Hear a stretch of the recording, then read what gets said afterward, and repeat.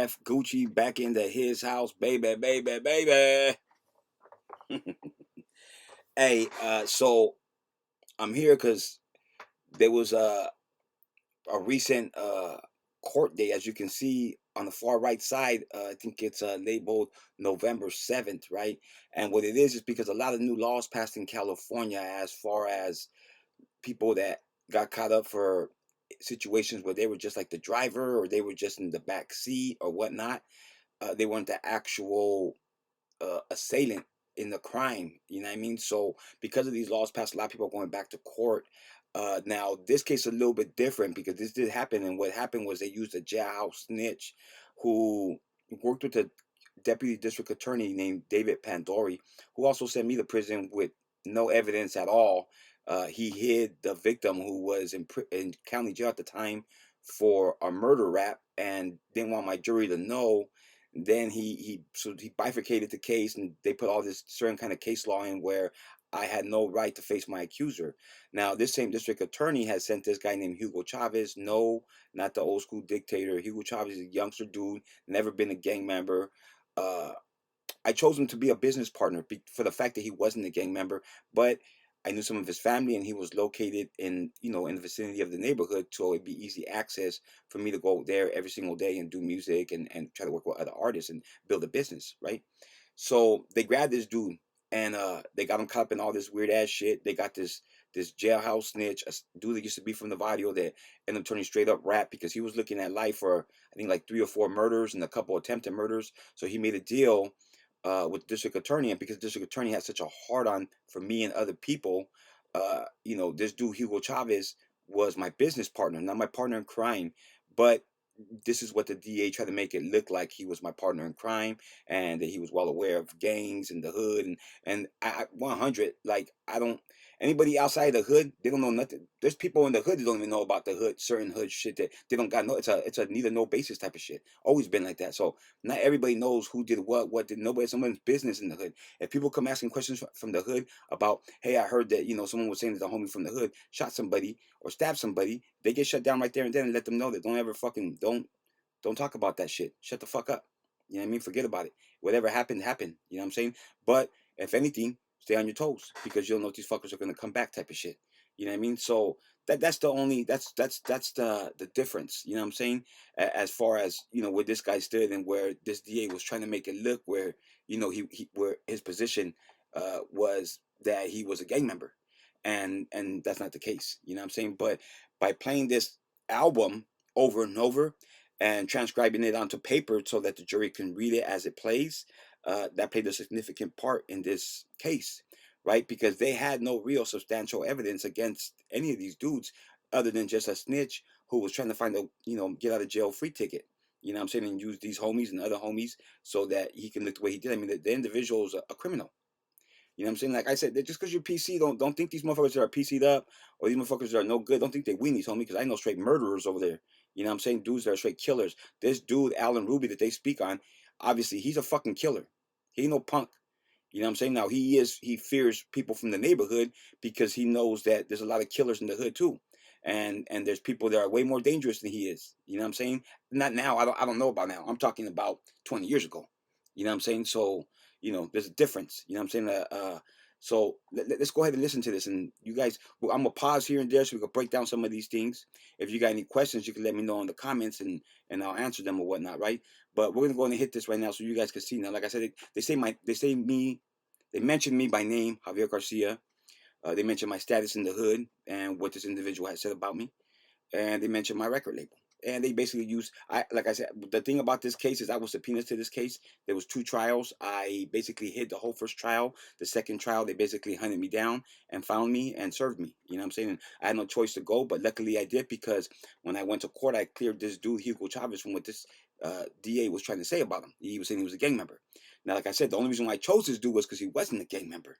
You know what I'm saying? And, I'm trying to do business, legitimate business. I want to work with somebody that has nothing to do with the bullshit, so that, if we need to do stuff, you credit, all that kind of stuff. I wasn't prepared for all that. I need to find somebody who, is in that situation, never been to jail, never been in trouble, never been in problems, and wants to start a small business. And this dude did want to do that. So that's what we did.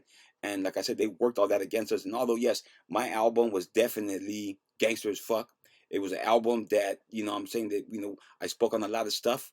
My political views when it comes to the government, political views when it comes to the system and the broken system, and just how we have to, be on our toes in the streets because shit pops off, and it pops off on a daily basis. You know what I'm saying? So let's go ahead and jump onto this shit right here because it's pretty nasty. Check it out.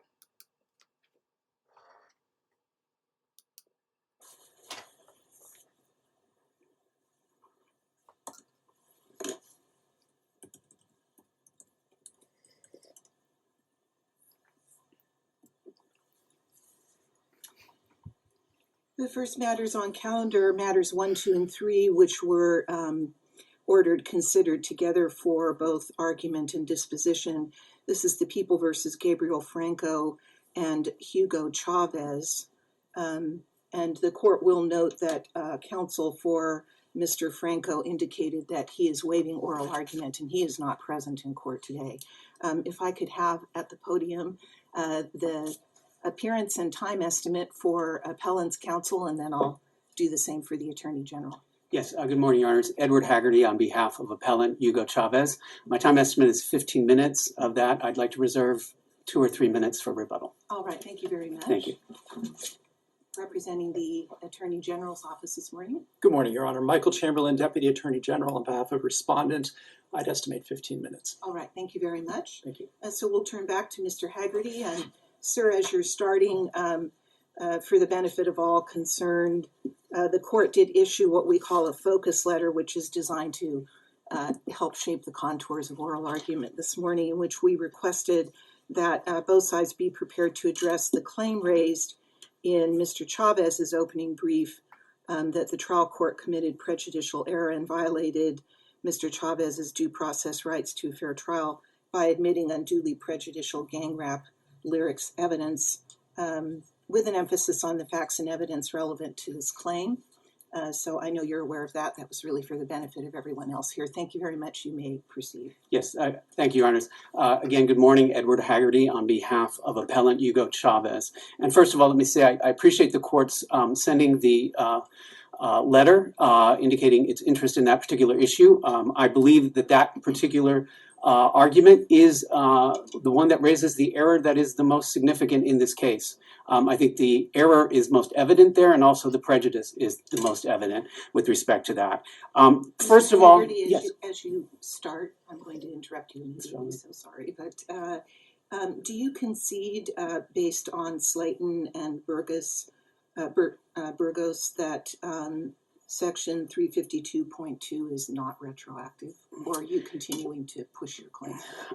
I would continue to assert that claim, but I'll rest on the briefing. I know the Burgos came down after the supplemental brief was filed, and I will concede that it raises a bit of some potential impediment to our argument, but I would still argue that. But I'd like to spend the balance of my time this morning focusing on the 352 argument, which the court indicated in its letter, because I do think that's the most clear-cut, even without dealing with 352.2 specifically. First of all, the gist of our argument here really is essentially that the prosecution attempted to get propensity evidence into this trial under the guise of motive and intent evidence. And there's 2 primary problems with that I see. First of all, with respect to the general theory of motive and intent, the gang rap lyrics evidence had very minimal marginal probative value on those issues, primarily because there really was no significant dispute with respect to the motive behind these killings and the attempted murder, and there was no real question as to the intent of the individuals, whoever they were, who perpetrated them. The issue from Mr. Chavez's perspective was identification. Was he involved in this crime at all? And so the extent to which the rap lyrics had any probative value, I think with respect to motive and intent, it was minimal. And the reason I really say that is if you look at the prosecution's own evidence with respect to motive, I mean, they had the testimony of Sammy Ramirez, a high up, supposedly high up Nuestra Familia gang member who, supervised the Norteño street gangs. And he provided this theory of the prosecution, which was that there is a green light on the mob gang, and that in order to get that green light lifted, they had to commit crimes, specifically the murder of Sureños. The motive was not really in question, and the intent, as I said, by the nature of the crimes, really wasn't heavily in dispute. The second reason that I assert that there's a strong weakness in the probative value of this evidence is that, unlike in the cases that are relied upon by the respondent, both at trial and here on appeal, Holguin and Zepeda, Mr. Chavez was not the author of the lyrics in this case. All of the witnesses, both for the prosecution and the defense, were consistent that Mr. Chavez did not write any of the lyrics to the music that he was producing. He composed the beats, basically the background rhythm to which the lyrics were sung or spoken. And as a result, this case is very, very distinguishable from Holguin and Zepeda, and is really much more consistent with the facts in a couple of federal and out-of-state cases that we've relied on in the briefing. And specifically, I refer the court to U.S. versus Gamery, 11th Circuit case, where you had the appellant who was charged with drug dealing, wasn't the author of gang rap music, and yet it was used against him, and the court found that that was prejudicially erroneous. Commonwealth versus Gray, another Massachusetts case. In that case also, the defendant was not the lyricist. And again, the court found in the weighing process of probative value versus undue prejudice, that weighed heavily in favor of the undue prejudice. What about the fact that there was testimony to the effect that Mr. Chavez was the producer of the music and provided the beats to the music? Well, I think that distinguishes him. I mean, yes, he was involved in the production of this, but I think the real problem is the way the prosecutor was trying to use that in this case, somewhat subtly, but I think if you look back at the record, not that hard to recognize. When I did take a look again at the questioning that went on in this case in preparation for argument, I was struck by the examination of the district attorney, particularly of Mr. Garcia, who was Mr. Chavez's business partner, and who was the one who wrote lyrics to at least one of the CDs that was in question in this case. And the DA repeatedly questioned Mr. Garcia as to whether Mr. Chavez had any kind of issue or concern about the lyrics that he had written. He questioned him regarding Mr. Chavez's reaction to the lyrics, whether or not Mr. Chavez was comfortable in this business. And I assert that that was designed to raise an inference, strong inference to the jurors that if Mr. Chavez was comfortable producing this kind of music and participating in this business, then he is more inclined to engage in gang violence. And that is propensity evidence. And that's what I believe that was really being done here, was to subtly but quite effectively introduce propensity evidence, as I said before, under the guise of motive and intent. Well, I'm going to push back on that Yeah. a little bit, Okay. just to hear what you have to respond. And that is, could the questioning not be viewed as exploring an endorsement of the lyrics in recognition of the fact that Mr. Chavez was not the author of the lyrics? In other words, producing it, putting it out, and effectively adopting them as his own. But again, I think that gets into sort of the First Amendment aspects of this somewhat too. I mean, these rap lyrics are expressing not only artistic viewpoints, but also some socio-political ones as well. And as I think I pointed out in the opening brief, I mean, if someone was, an executive at Sony Music and they produced rap lyrics, I don't think a court would find it very probable that should come in, that just because this executive who works for this company and may have green-lighted a particular rap album somehow espouses the views that are in there. And the other thing I would point out in that regard is that Mr. Garcia, and the respondent points this out in his brief, Mr. Garcia claimed that this is artistic expression that was based upon his lived experience in the 1990s, which was more than 10 years before some of these rap CDs were being produced. How is the experience of Mr. Garcia that he's now expressing years later in rap music probative of the motives and intent of Mr. Chavez? And he's just the guy who was doing the beats. And as he testified to in his examination for the defense, he would do it for the Sereno gang if they had a rap album they wanted to produce. He'd keep it quiet, but he would, as a business person, he was even-handed. He was trying to do this as a entrepreneurial venture. I think you're dating yourself a little You got bit. business Mr. license and Haggerty, everything. using the term album. Yeah, I know. I don't think that's been used for a while. Not in connection with rap music, definitely. True. And in this regard, I would point the court to another case, Hannah versus State, which is out of Maryland. And I think there the court was dealing with a similar situation with the nature of the examination by the prosecution, where it was indicating through the nature of the questions that it was being used as propensity evidence, and the court found prejudicial error there. Again, on the probative value, this was not any, no one was arguing that this was a depiction, these rap lyrics depicted any particular crime, and especially the crimes that were committed in this case. There was no claim of that here. This was purely expression. So to draw a distinction from your perspective, I want to make sure I'm understanding your argument. Let's assume, and I understand you're asserting that this was not the case here, but let's assume that presented to the court was the prosecutor sought to admit evidence of rap music that was ascertainably, or there was testimony that it was related to a specific current incident of violence or criminal activity, a robbery, whatever. We did this, we're celebrating this, or we're going to do this and we're celebrating this. Would you then, under those circumstances, concede that the evidence likely would be admissible and there would not be a 352 violation? I certainly would say yes. I mean, in those circumstances, the probative value could be established much more strongly. Now, I'd have to see, how whether there could be some claims of undue prejudice. Obviously, it would depend on the totality of the facts. But I would certainly acknowledge that if rap lyrics can be tied directly to a particular crime in some way with the details that are expressed, I do think that in those instances, the probative value increases phenomenally. We don't have anything close to that in this particular case.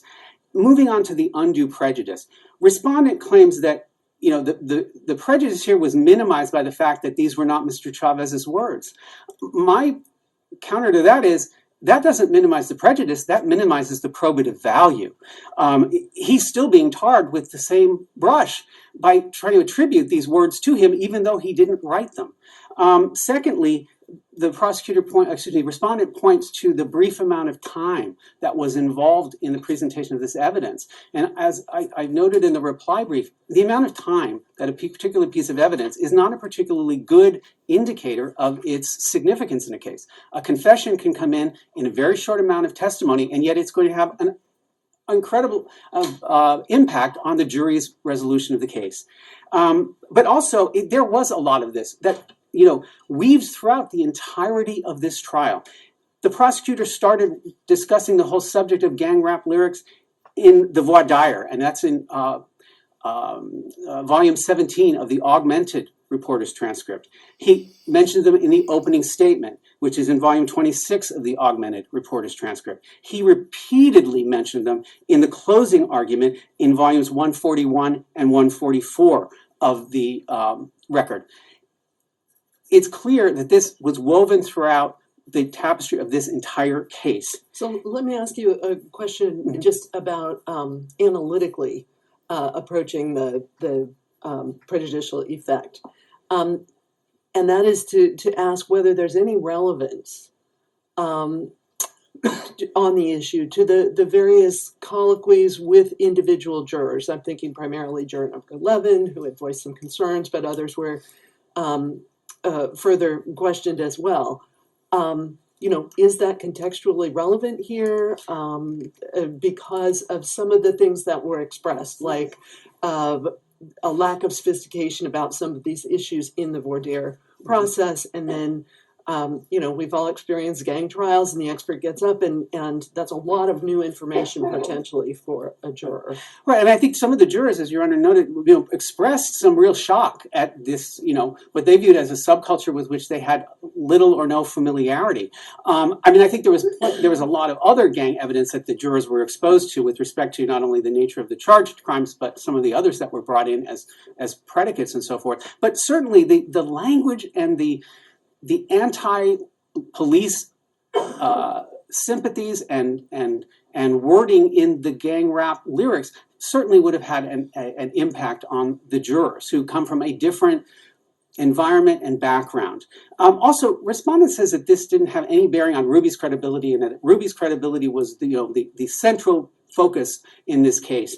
I would note that, yes, I agree. Ruby's credibility was absolutely key to this case. And it was very, very poor. He admitted, in his testimony that he was facing potential life in prison. He was very anxious to avoid that, and he was going to do just about anything to do so. And he was cooperating with law enforcement as much as he could, and he cooperated with the prosecutor here very much so as well. I would point the court to the testimony that Mr. Ruby gave regarding Mr. Cuevas, who was the individual who allegedly attacked him and accused him of being a snitch. The prosecutor initially elicited from Mr. Ruby that Cuevas's closest friends within the mob gang were Mr. Franco and Mr. Chavez. When the defense argued outside of the presence of the jury that there was no foundation to this and objected to it vehemently, the prosecutor got back with Mr. Ruby and basically disavowed that testimony. And it just shows you how much Mr. Ruby was willing to go to try to get a conviction for the prosecution in this case, particularly with respect to Mr. Chavez. And I think the jurors saw that. And as a consequence, this did have an impact on Ruby's credibility, because the jurors who would have had some doubts and skepticism about Mr. Ruby, at least some of them may have been inclined to believe what he said, or at least some of what he said, because, oh, well, look, this guy promotes, this horrible, violent gang rap music. And he obviously has some sympathy for that viewpoint, and therefore I'm more likely to convict him and to believe that he would do this and drive these guys and let them commit these crimes. The other thing I do, while I said at the outset that 352.2, I didn't intend to really argue it here as far as its retroactivity, I do think the fact that the legislature passed that statute, as well as the Racial Justice Act, shows that the legislature is now recognizing the limited probative value of this type of evidence and the extreme prejudice that it can bring into trials, including, implicit bias. And that's another thing that, I think the trial court did not give adequate consideration to. So Mr. Haggerty, Yes. I'm sorry I'm getting to do this close. to you, but I want to make certain that you have time on rebuttals. So. Okay, I'm just going to take maybe 1 minute to argue that this was prejudicial error and it requires reversal. I already talked about the fact that this case depends on Ruby's testimony, and there were problems with his credibility, with Tarango's credibility. Mr. Padilla's testimony was not all that helpful because he disputed whether there were 2 or 3 men in the car. This was a close case by any definition, by the standard indicia. There was a mistrial in the first trial, even with the gang rap evidence. We had deliberations that lasted 3 days in this trial, which is quite a bit, even though it was a lengthy trial, but it wasn't complicated factually. And lastly, we had questions from the jurors that related to aiding and abetting and murder. And I think given those circumstances, this is a kind of a close case where the doubt has to be in favor of the appellant, and that there was sufficient prejudice that there's at least a reasonable chance that one juror would have had a problem in convicting in this case if the gang rap evidence hadn't been admitted. And with that, I'll reserve whatever time I have for rebuttal. All right, thank you. You'll have 2 minutes in rebuttal, and Mr. Chamberlain, if you need a little additional time, he got some, so you get some too. Thank you, Your Honor. All right, thank you.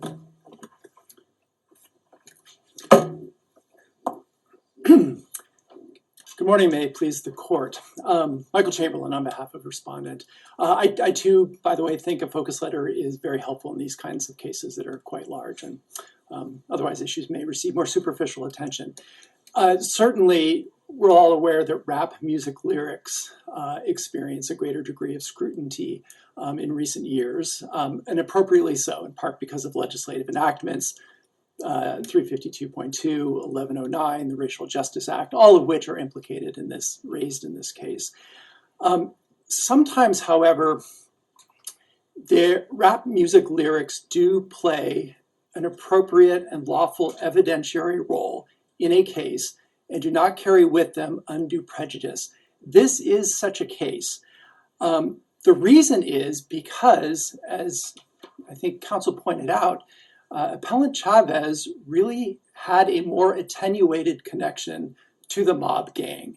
The evidence was fairly clear on that. There certainly was the guy in the evidence black over there in the back, identifying he's like, him "No, as a gang no." member, but there was also evidence that he existed on the periphery of the gang and associated with the other gang members. So I'd like to offer the court a brief analogy to explain how I'm thinking about this. I imagine a leader of a radical militant group writing something like a manifesto saying, our group plans to commit acts of violence against people who don't believe the things that we believe, and these are our beliefs. And they end up committing acts of violence against people.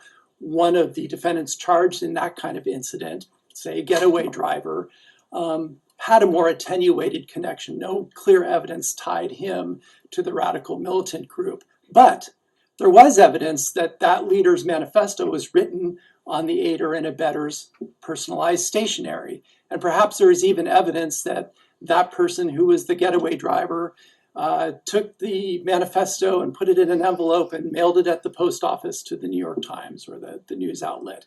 In other words, what the evidence is doing there is shining a light, an evidentiary light, on the knowledge, the intent, the participation in a common plan in the mind of somebody who otherwise, just based on the other evidence that was presented, might not be attributed with those kind of thought It processes. seems to me, though, that the effect has to be very dilute, though, if they're not the individual's own lyrics.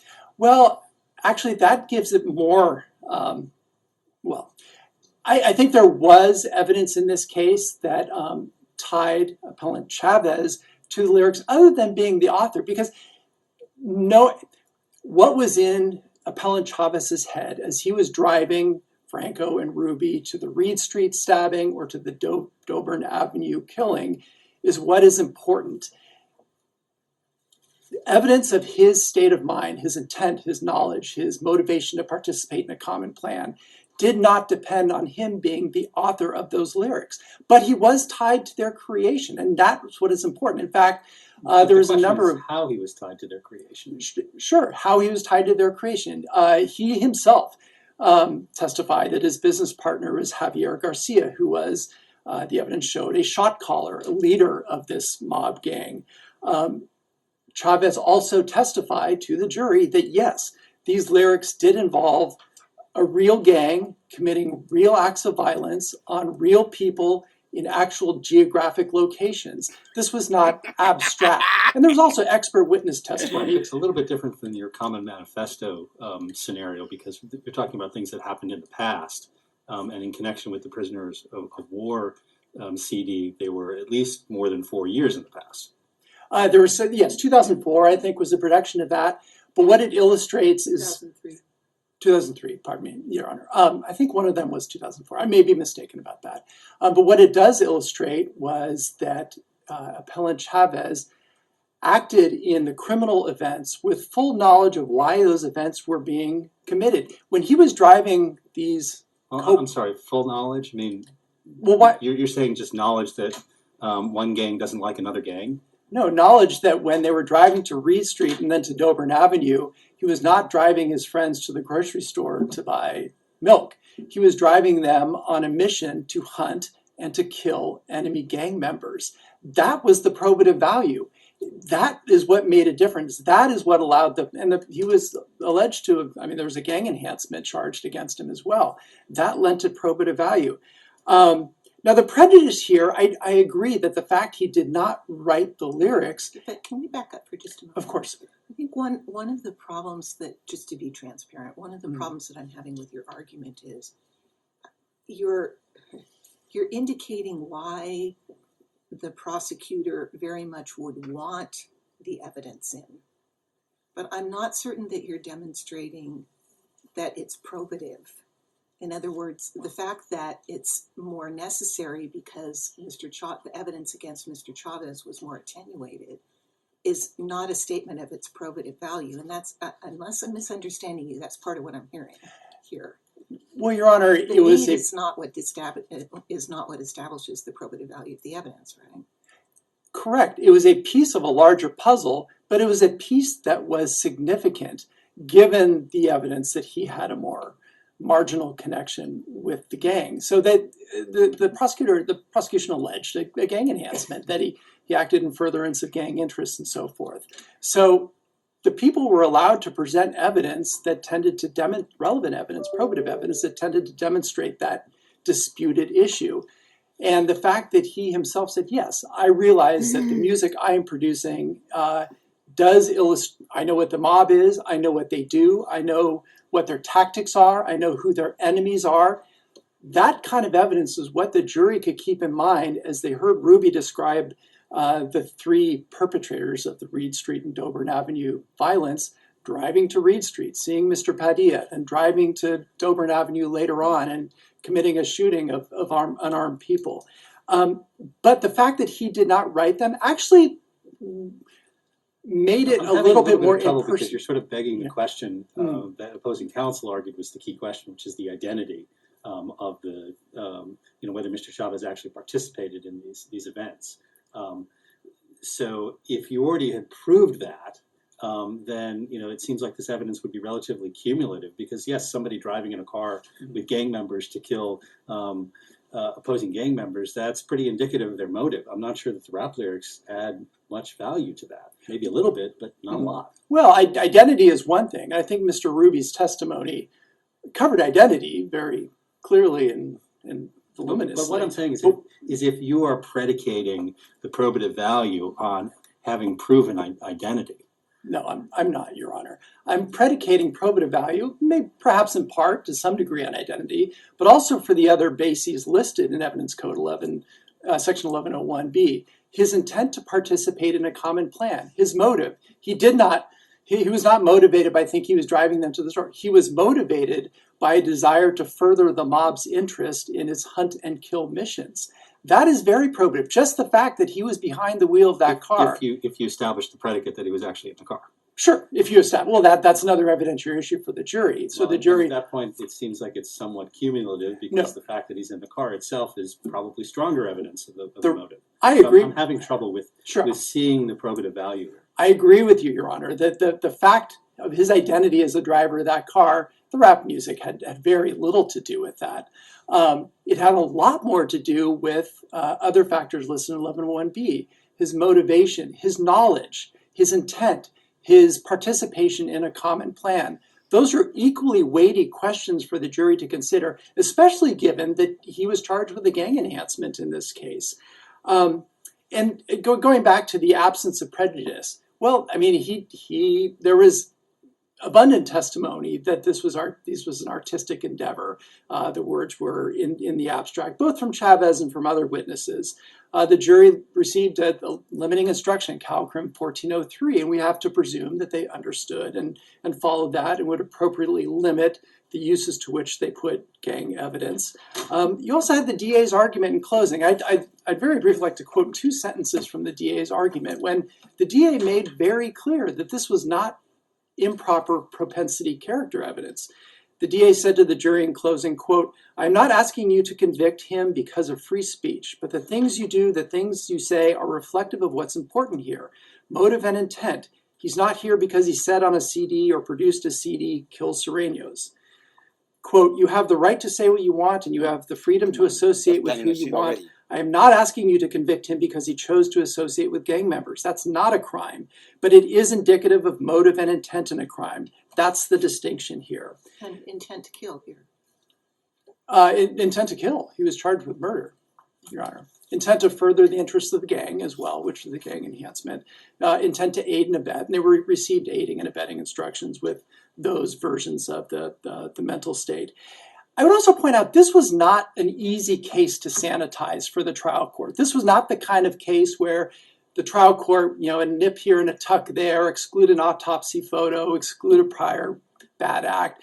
This was a 4-month trial that was inundated, beginning to end, with extraordinarily violent evidence of extraordinarily violent acts of a gang war on the streets of San Jose, including shooting into crowds of unarmed civilians, that included children, drive-by shootings with multiple injuries and deaths. The jury was, and we mentioned that the jurors' initial reactions. They were shocked, and expectedly so.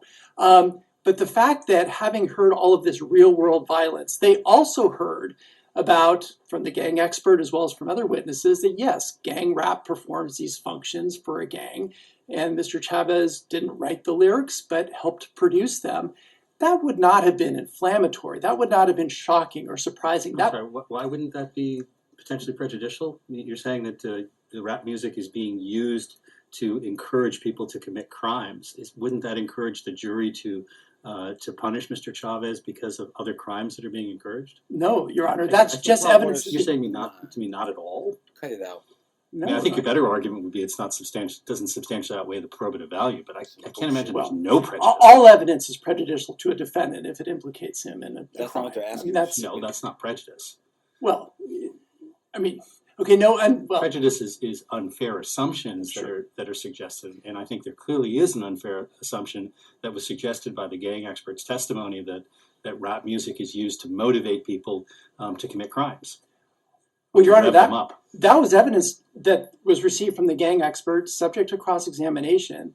The fact that that was evidence that was provided to the jury as part of the explanation of gang culture, why gangs do what they do, because other evidence in the case said, yes, we hate Sureños. We go out to kill them. We want to kill important Sureños. We want to go into their neighborhoods and their turf to kill them.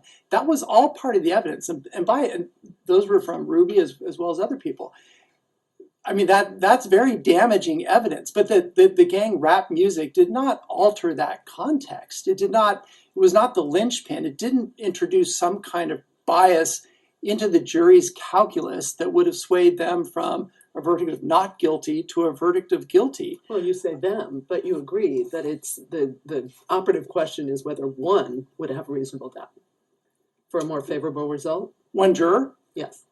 Well, absolutely. It did not change but there is no reason to doubt that this evidence did not, this rap evidence did not influence the jury, every jury, all 12 jurors, to vote guilty when one or more would have voted not guilty. And I think counsel appropriately acknowledged that Alan Ruby's testimony was the key in this case. If the jury believed him, then guilty verdicts were justified. If the jury rejected his testimony, then they would have acquitted.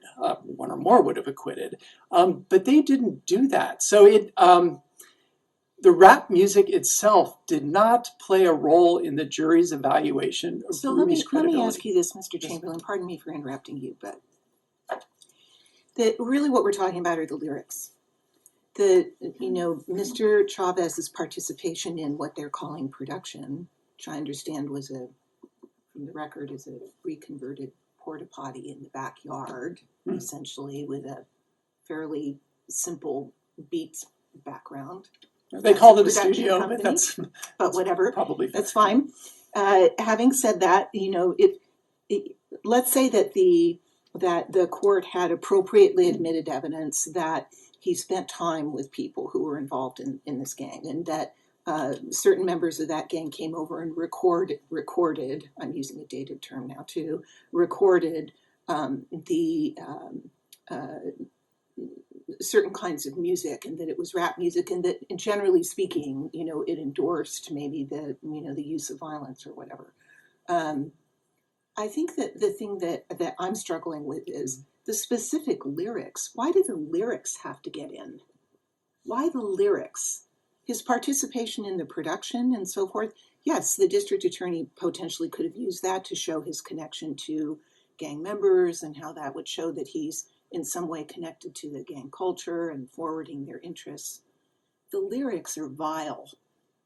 Okay. Agreed. So Absolutely. I explain can to me give it why only that because of is that. not prejudicial to introduce that when he did not author them, he did not recite them, and He just pushed buttons. and rap music is vile. Rap music, frankly, from my perspective, but whatever, is ubiquitous now in youth culture. So help me understand that.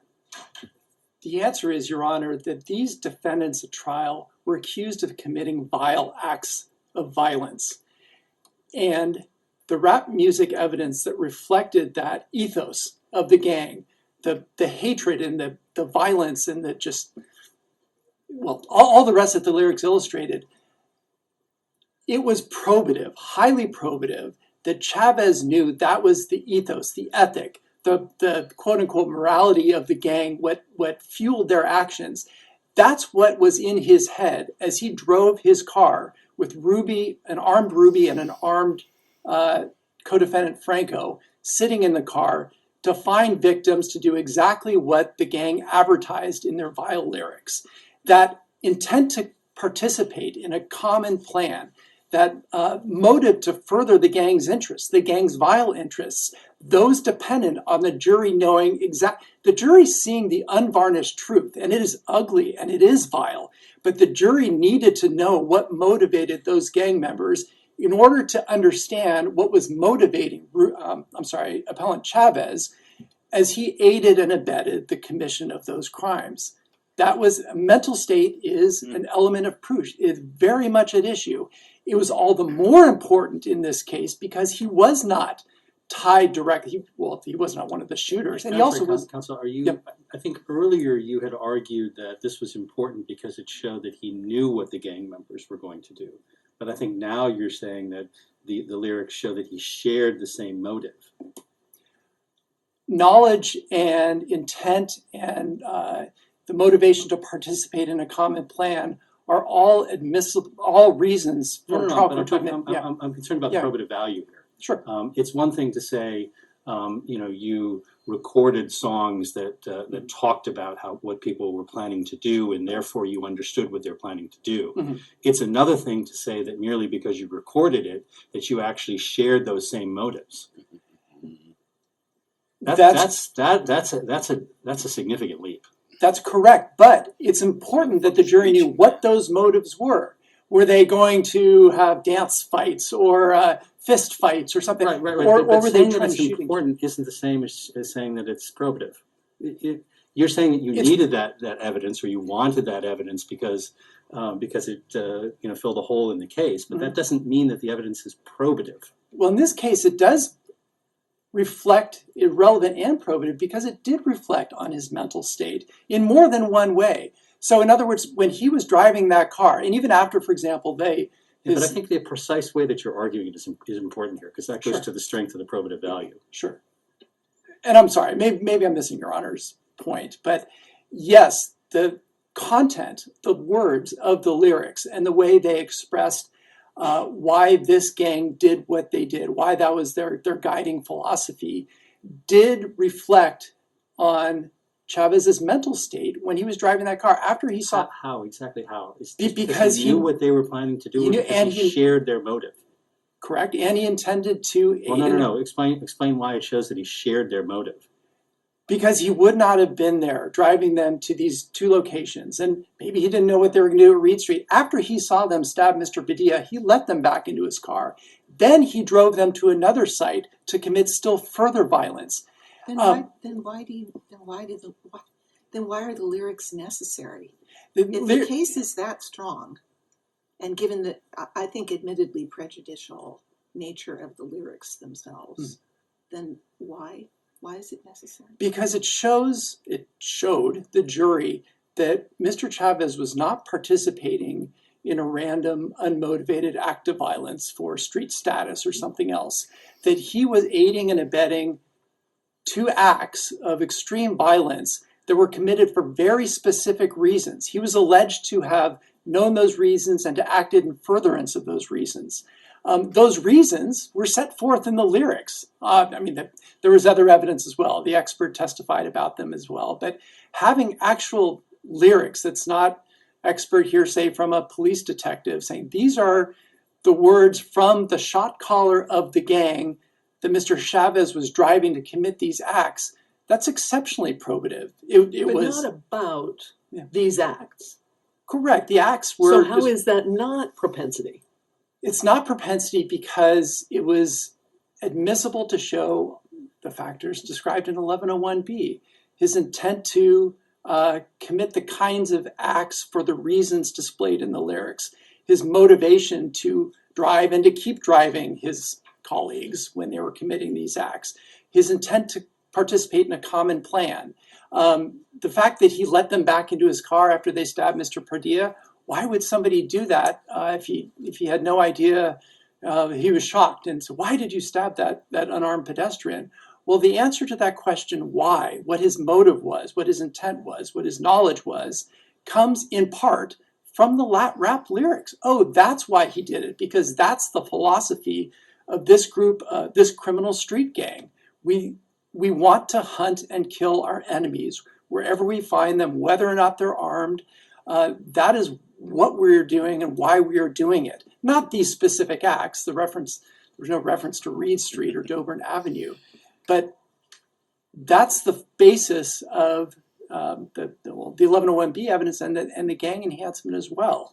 So it was crucial, and it was not redundant. For example, in Conneaul, the case from Alameda County, there was redundancy there, and the jury heard more than they needed to hear to make the point. They saw violent videos and so forth. But here, yes, they saw lyrics written on paper. They heard testimony about it.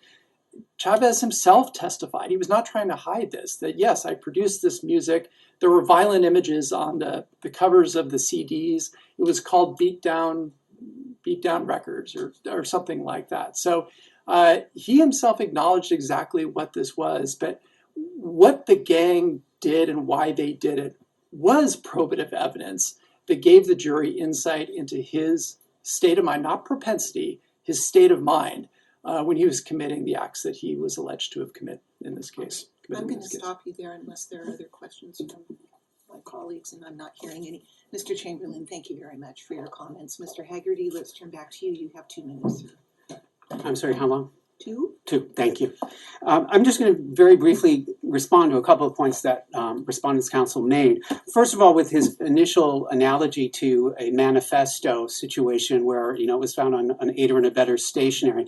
I think the key distinction there between, this case and that is that with gang rap or other music or poetry or fiction, they're works of art, and they're very well can be fictional. And, there's another out-of-state case that I cited in the opening brief out of New Jersey. The New Jersey Supreme Court addressed, it was State v. Skinner. And they talked about, we don't assume that, Bob Marley actually went and shot a sheriff. I mean, these things are fictionally created. Same thing with, the Edgar Allan Poe's poetry. We don't assume he committed a murder and buried someone under the floorboards, as he described in a story. These are works of art. They're fictional. That's a difference between a manifesto that basically announces in advance what you're going to do in a criminal act. As far as the DA's argument that he wasn't trying to convict Mr. Chavez of for his free expression in these gang rap CDs, that's a red herring. I mean, what the DA did not say is that he wasn't trying to show a propensity for violence by promoting, by presenting this gang rap evidence. That would have potentially have, made harder for me to argue the undue prejudice here. But that's not what he said. He simply said we're not trying him for his free speech. Well, that's obvious. I mean, everybody understood that he wasn't being charged with that. As far as the inflammatory nature of these lyrics, I think, as Justice Greenwood, you noted, they are use very, very strong language. In addition to their inflammatory language, I would just point out there were multiple CDs and lyrics that were attested to here. It wasn't just one, it wasn't isolated. And while they may not have been videos, the words were powerful. Very, very strong language that was shocking to jurors. And most importantly, I do think they tended to show propensity. And with that, I will submit at this time unless the court has any questions. I'm not hearing questions from my colleagues, and I have no further questions. Thank you, Mr. Haggerty. Thank you, Mr. Chamberlain, for making the trip here to participate in oral argument this morning. This matter is now taken under submission. So, as you can see, the district attorney or the attorney general's soldier went over there and started talking about a bunch of nonsense that these judges had to basically correct him, more than a few times because he was hella reaching, and that's what they do, and this guy Hugo Chavez, like I said before, He's not a gang member. So what really happened is this dude, District Attorney David Pandori, has such a hard on, hates me so much because he used to be the district councilman for my area where the West Side Mob neighborhood is at, off of Alma Avenue.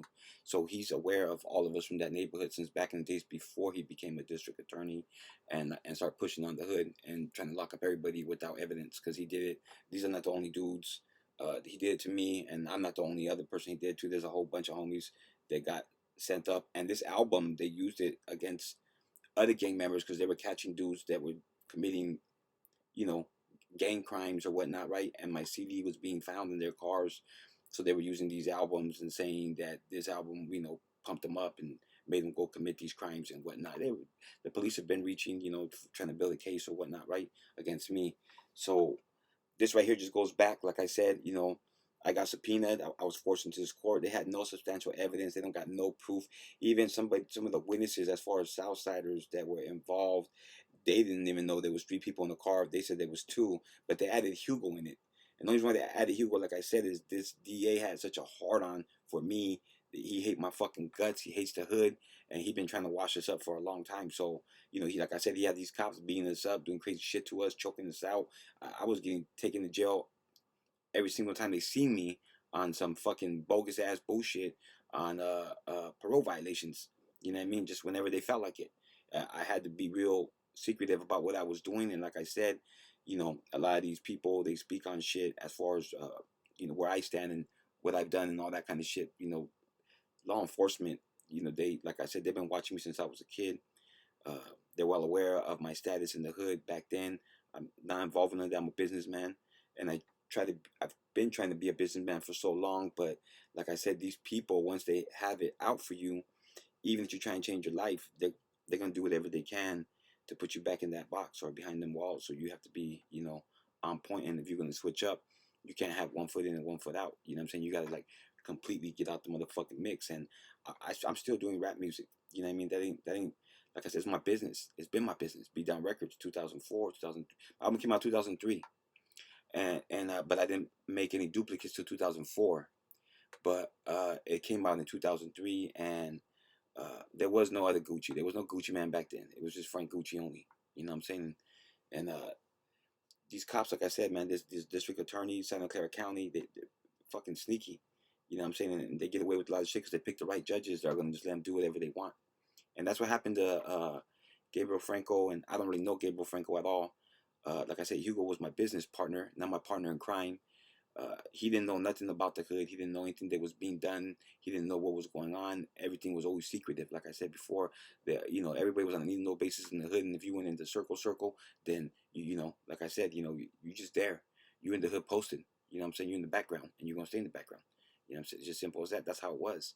You know, so I thought maybe you guys, you know, would hear this shit and just, you know, like I said, Hugo, hopefully this works in his favor. Like I said, when I went to court for him on their behalf and was subpoenaed there, it was bullshit. You know what I'm saying? And this district attorney was on me, and I also got, I'm gonna get the recording for that, and because we went at it from like 9 in the morning till 4 o'clock in the afternoon, back and forth outside of the recess.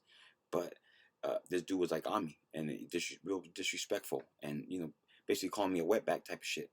You know what I'm saying? That I don't belong here, and these people do. And, you know, he tricked the jury, you know, and then he spoke on my dead family and a bunch of other stuff. This district attorney is top of the line, straight up, bottom of the barrel garbage. Like this guy right here, he did all the tactics, everything. He broke so many fucking laws. That's what I understand. Like when it comes to politics or it comes to, you know, police officers or, you know, supposedly the people that, you know, are public servants or whatnot, they get away with everything. You know how many people this guy sent to jail without evidence, and no one cares.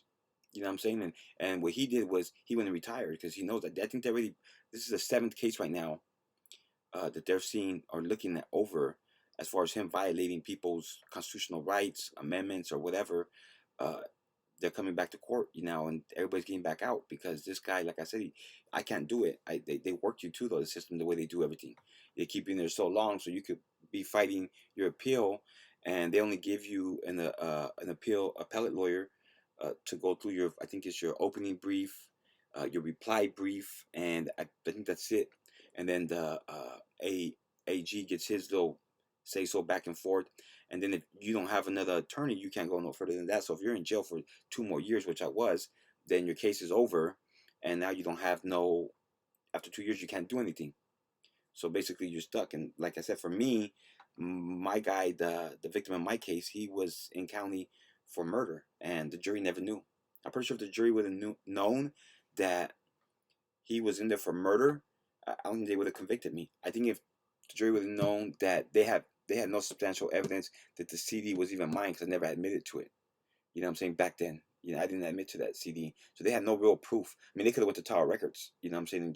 And asked for the what is it, consignment paper or whatever, agreement or contract or whatnot, right? And then they could have asked their question and seen my name at the bottom with my driver license number and all that type of shit, right? And they could have easily, had that, but they didn't care. It didn't matter. They just wanted to throw a bunch of stuff to the jury, make the jury, freaked out. You know what I'm saying? And like I said, they play these lyrics, and then he had a system of how he was doing things, and it was working. And he knew how to pick the jury. That's what the professionals at this shit. They know how to railroad us. It's as simple as that, even with no evidence. I'm out.